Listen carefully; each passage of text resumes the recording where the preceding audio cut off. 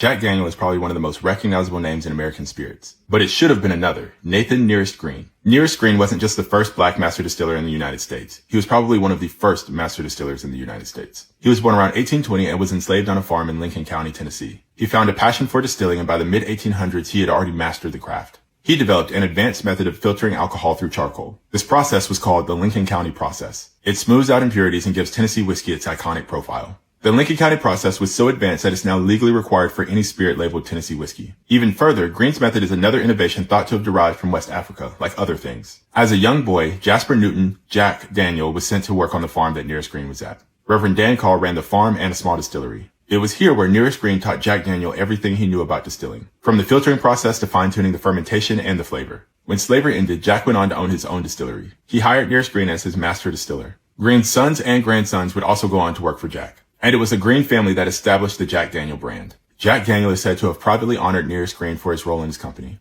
However, as new ownership took over, Nearest Green was all but erased. Whispers about this grew, but it was not until 2016 when the New York Times posted an article that casually mentioned this. Fawnweaver traveled to Lynchburg, Tennessee immediately and uncovered the rumor to be true. She found it through census records, oral histories of both the Green and Daniel family, photographs, company records, and letters that all proved who Nearest Green was, a master distiller that taught Jack Daniel.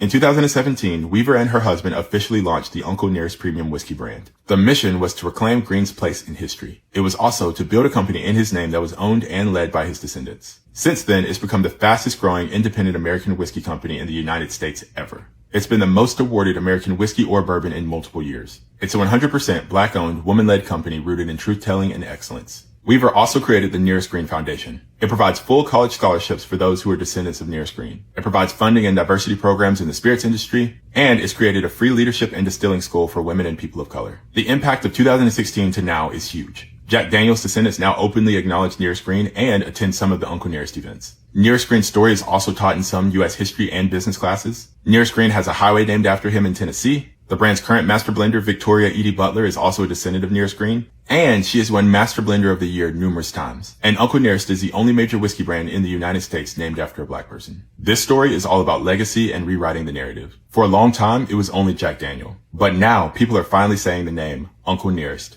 Green.